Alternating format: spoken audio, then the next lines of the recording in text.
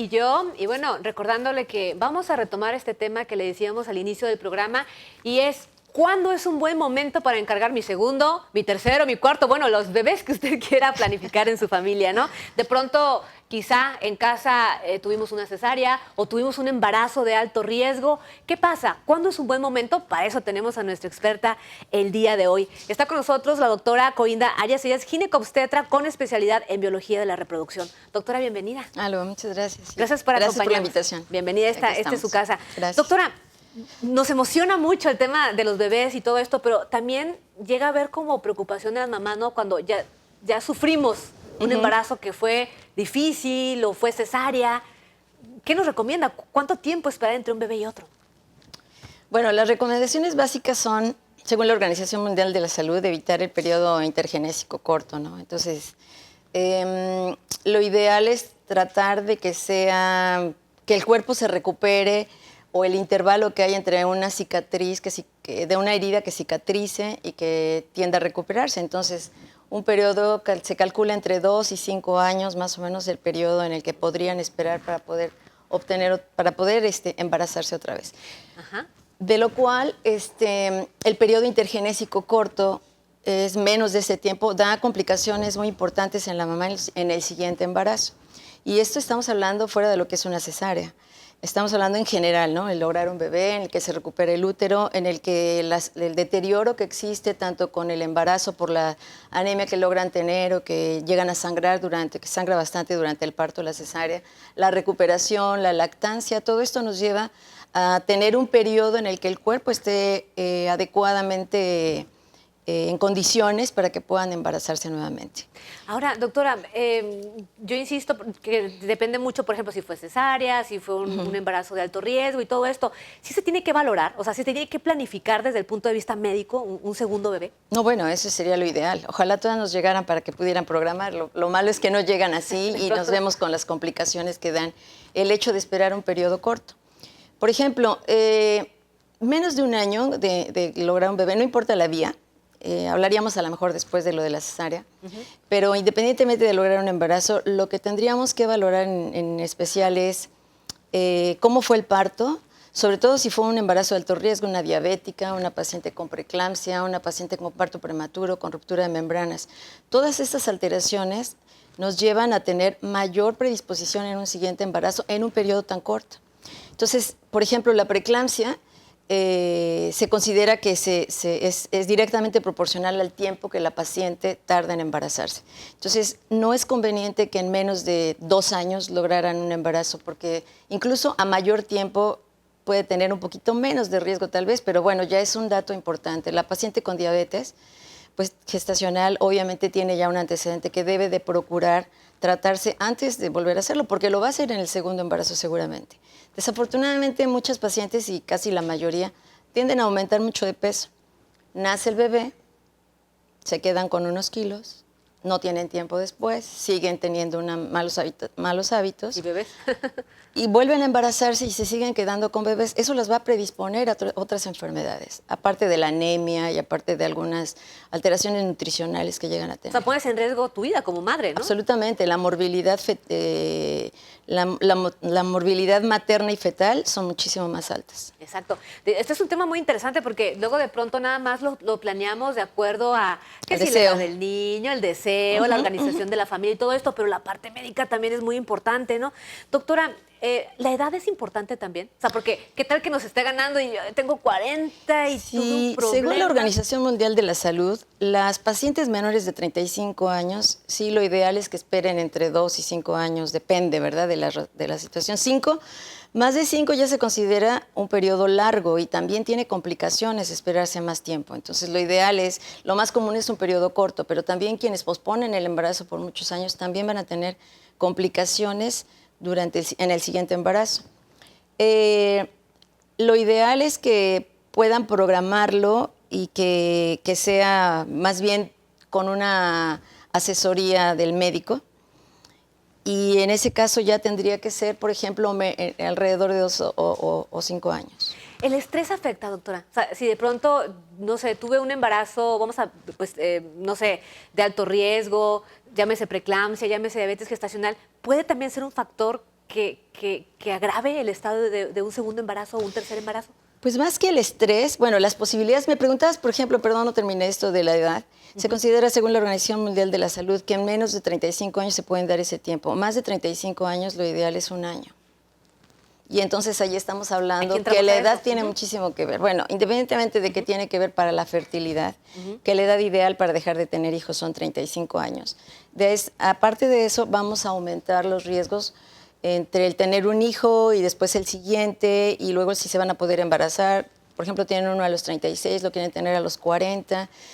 Todo ese tipo de situaciones sí es conveniente que lo platican con sus médicos, con sus ginecólogos, para que puedan ver el periodo en el que se puedan esperar. Pero sí es muy importante. Claro que depende de mil cosas, ¿eh?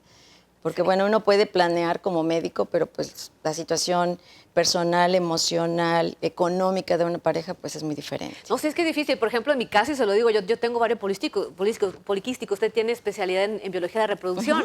Yo empecé mis embarazos grande. Entonces, de pronto, tuve diabetes gestacional, a mí me pasó todo.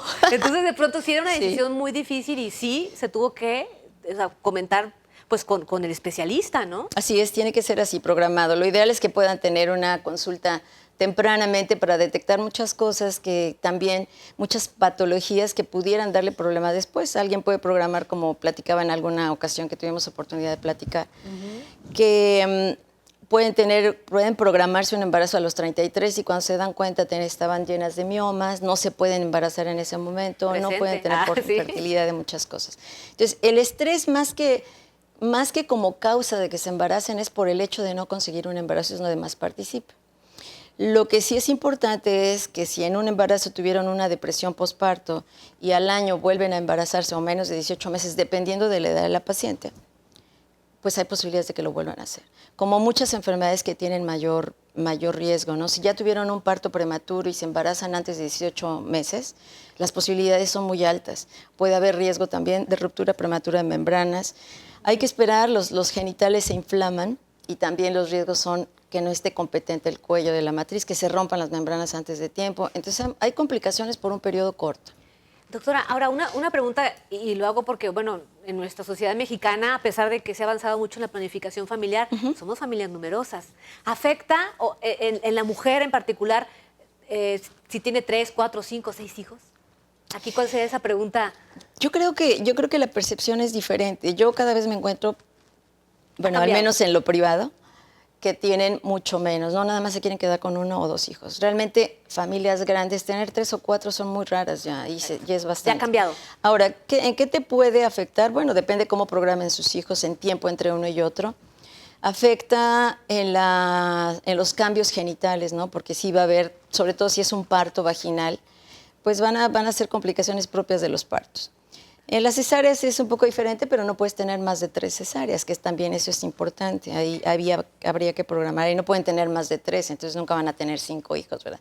Claro que existen situaciones anecdóticas de que alguien tuvo 5 o 6 hijos, pero bueno, eso es otra cosa. Exactamente. Pero no es lo correcto, no es correcto. lo que debe ser. Entonces, no más de 3 cesáreas.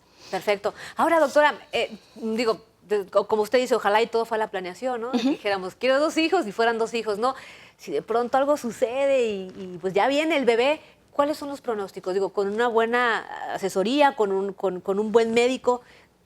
Bueno, el pronóstico va a depender de la edad a la que sucede, de la forma en que tuvieron o lo que ocurrió con sus partos o cesáreas anteriores, de cómo se mantuvieron en su calidad de vida, si comen saludables, si hacen ejercicio, si son pacientes cuidadas. Y de eso va a depender. Aún así no tenemos nada seguro, porque las enfermedades genéticas y las alteraciones congénitas, todo eso existe de todas maneras, aún con situaciones, con buenos cuidados. Es difícil dar un pronóstico, por eso existe el control prenatal, ¿no? En cuanto ya cómo nos va a ir con un bebé. Si la paciente nada más logra estabilizar bien sus tiempos, por ejemplo, cada 2 o 3 años tener un hijo, cuidarse en ese inter y cuidarse durante el embarazo, seguramente el pronóstico va a ser muy bueno. Excelente. Muy buena. Que eso se trata, ¿no, doctora? Así de es. disminuir las posibilidades de riesgo en el embarazo.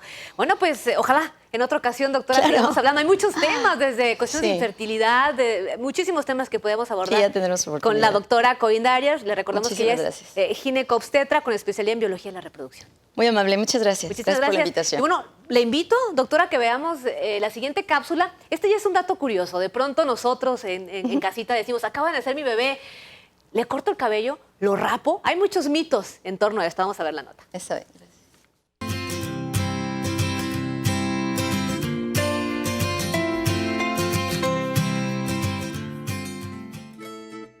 Una de las deudas más comunes de los padres de familia cuando llega un bebé a casa es decidir la edad perfecta para su primer corte de cabello. Los especialistas hablan que esta es una decisión basada únicamente en la estética y no en los mitos que hemos arrastrado de generación en generación. Lo que pasa es que es un mito, parte verdad y parte realidad, parte mentira y parte realidad. ¿Por qué?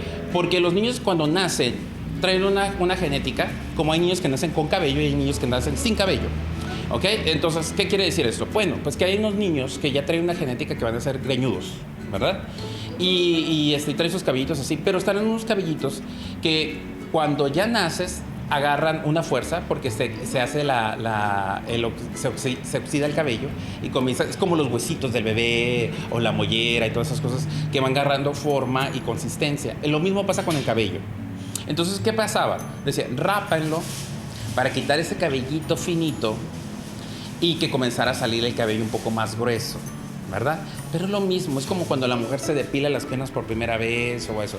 Regularmente, cuando se corta el cabello en niños pequeños, se hace pensando en fortalecer las raíces. Sin embargo, no existen bases sólidas para ello. De hecho, el grosor de cada cabello depende de la genética y la edad. Si te desespera, porque a veces los niños cuando duermen boca arriba se troza la parte de atrás, es que el cabello es de bebé, es un cabello normal, así pasa. Es un cabello frágil y se va. Lo ideal es que si lo rasures para que comience a crecer uniformemente. Sí te desespera, pero es un bebé, tienes que tener paciencia. Y además, si el papá está calvo y ves que el niño ay, no le crece el cabello a la niña, pues es que la genética, o sea, tenemos que respetar eso, sí. En cuanto a la cantidad de cabello, se encuentra relacionado con la genética. Es decir, al igual pueden nacer con una cabellera abundante, así como con escaso cabello, que crecerá con el pasar de los meses.